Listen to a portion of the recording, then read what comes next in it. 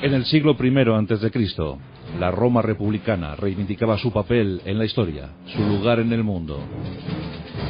Las legiones, bien organizadas, perfectamente pertrechadas, cubrían buena parte de la geografía conocida. Eran momentos de gloria, momentos previos a la época imperial. Todavía sonaban los ecos de la dictadura de Sila, de aquel que estuvo a punto de asesinar al mismísimo Julio César. Guerras civiles, desencuentros, contiendas y sobre todo una potencia emergente sustentada por la mano de obra barata, la mercancía humana, los esclavos. Tiempos de pan y circo, tiempos donde los gladiadores, por centenares, por miles, se batían en la arena del circo. Es una época sugerente, es una época vital, fundamental para entender la cultura europea. Bueno será que nos adentremos en los pormenores de aquella etapa y sobre todo en la peripecia de un gran gladiador, un rebelde, un icono de la libertad. Su nombre, Espartaco.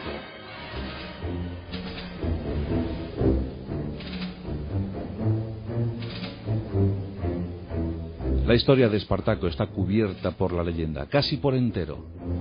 Son muy pocos los datos fidedignos que tenemos acerca de este héroe de la libertad. Pero hoy en los pasajes de la historia nos proponemos contarlos. Espartaco, se supone, dice la historia, cuenta la leyenda, que era de linaje regio. Provenía de la región de la Tracia. Los tracios eran duros guerreros. Y allí un linaje dominó durante mucho tiempo, los espartácidas. De ahí tomaría el nombre, el legendario héroe, Espartaco. Pero la Tracia fue dominada por Roma, y muchos tracios tuvieron que luchar como tropa auxiliar de las legiones romanas en sus guerras fronterizas. Y aquí nos encontramos a Espartaco, nacido aproximadamente hacia el 113 a.C., siendo ya muy joven, se alista como legionario y lucha en esas guerras que se libraban contra los germanos, contra los galos, los celtas. Son tiempos duros donde la vida apenas vale nada, donde los esclavos por miles, por cientos de miles, llegan a raudales a Roma para levantarla, para fortalecerla. Roma, la eterna ciudad, la eterna capital del mundo. En esos tiempos de confusión aparece la figura de Espartaco. Los esclavos se rebelaban constantemente, escapaban, huían, luchaban contra sus opresores, contra sus dueños, sus supuestos dueños. Ya en Sicilia, tierra libertaria por excelencia, los esclavos habían protagonizado muchos motines, siempre sofocados. Una primera gran guerra acabó con miles de esclavos muertos sobre los campos de batalla. Y Espartaco aparece para la historia en ese año 73 a.C. Antes, previamente, Espartaco había desertado de la legión. Había desertado, era un traidor, lo que los romanos llamaban un traidor. Era un infamis. Los infamis eran la escoria de la escoria. Pertenecían al mismo grupo de las prostitutas, los actores y actrices y los gladiadores. El primer destino, porque Espartaco, tras desertar, fue atrapado, fue capturado. Posiblemente los únicos factores que impidieron su ejecución sumarísima fueron que a lo mejor provenía de ese linaje real, de los espartácidas, y que también era un hercúleo guerrero.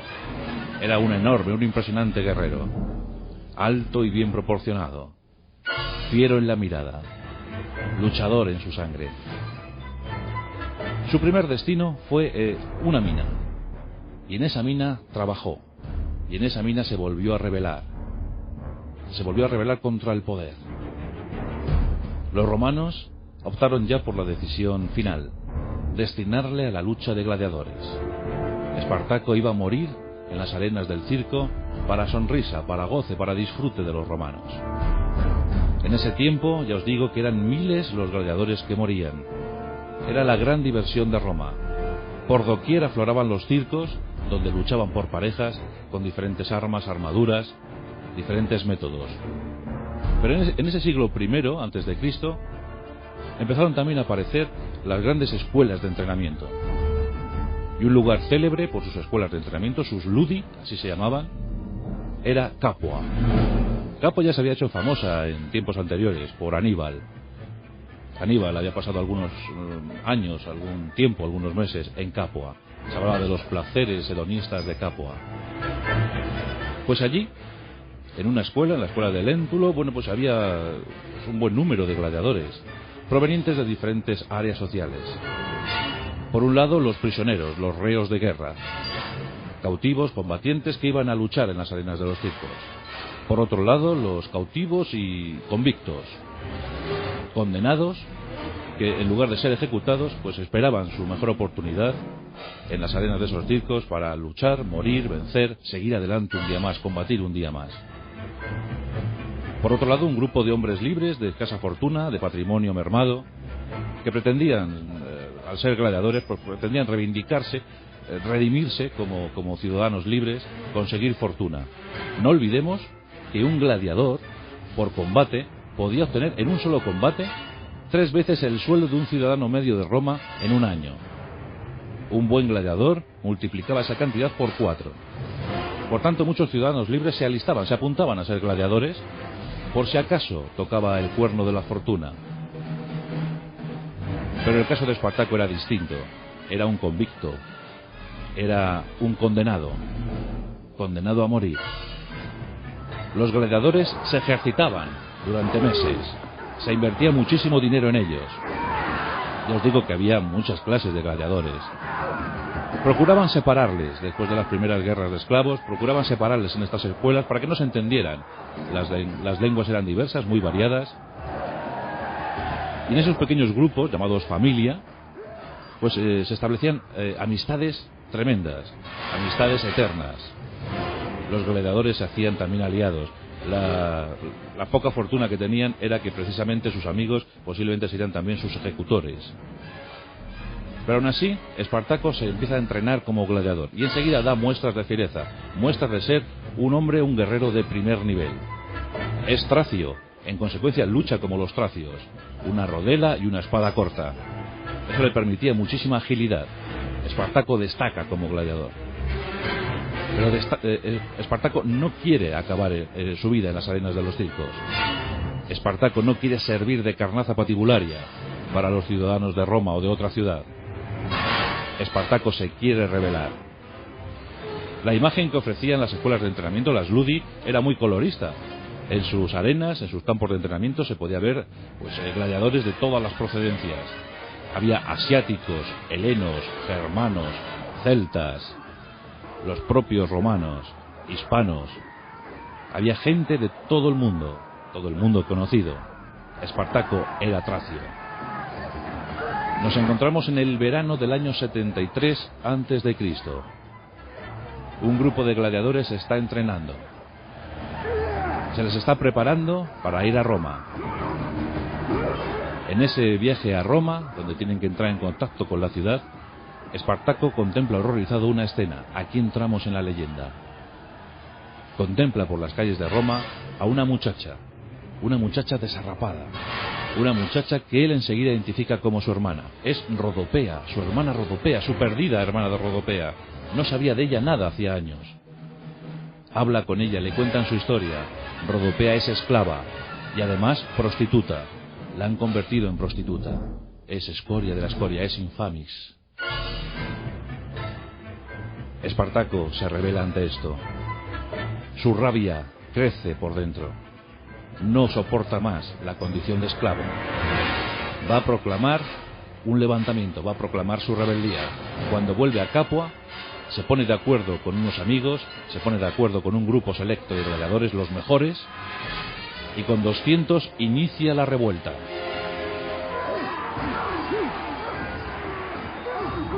Con presteza, los guardias de la Ludi son reducidos, muertos, masacrados. 74 gladiadores logran escapar. Al frente de ellos, Espartaco. Por fin son libres. Un grito recorre toda la Ludi. Los que pueden escapan como pueden. a uña de caballo, corriendo, con pocas armas, con escaso alimento, pero lo consiguen. Le acompañan guerreros germanos, guerreros celtas, guerreros galos, guerreros hispanos, helenos. Ha comenzado la sublevación de esclavos, la más importante que había sufrido Roma.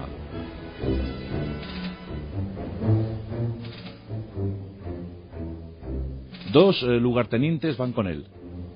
Son celtas, y su aspecto así lo dice. Enemao y Grico. Le acompañan y se internan por los recónditos parajes del Vesubio, del volcán por entonces dormido. Son unos 74. ¿Qué podrán hacer? ¿Qué enviará Roma contra ellos? Consiguen interceptar un cargamento de armas. Aquellos 74 ya están armados, van a dar mucha guerra, van a oponer mucha resistencia. Pero además reciben gozosos una noticia. Cientos de esclavos de la comarca saben, son conocedores de lo que ha ocurrido en la Ludi de Capua, y se han escapado de las haciendas, de las propiedades, se han escapado de la esclavitud y se unen a ellos. Aquel grupo de 74 se convierte en un grupo de 1000 y más tarde 10.000. Cada vez son más. El grito de libertad recorre toda la campiña itálica. Roma envía 6 cohortes contra aquel grupo de esclavos. Y el combate se produce. Espartaco, su linaje regio así lo atestiguaba, era un gran guerrero pero también un gran estratega. Y organiza una guerrilla como jamás había visto hasta entonces. La propia Roma iba a temblar. Aquel primer pretor, Claudio, sufrió en sus carnes todo el saber, toda la rabia, todo el odio vengativo de Espartaco y los suyos. Los esclavos eran libres y luchaban como tales. Aquellos guerreros indómitos destrozaron literalmente las 6 cohortes. Acabaron con ellas. Pero Roma siguió enviando tropas. En esta ocasión eran 2 legiones, casi 10.000 hombres. Casi 10.000 hombres que se iban a enfrentar a los 10.000 esclavos ya libertos de Espartaco. Y Espartaco vuelve a vencer. Espartaco comienza a ser una pesadilla. Comienza a ser algo más que un peligro. Roma se siente amenazada, angustiada. Uno tras otro los ejércitos romanos son vencidos, son destrozados. Espartaco actúa como un gran líder militar, como un gran comandante militar. Los hombres le siguen como uno solo.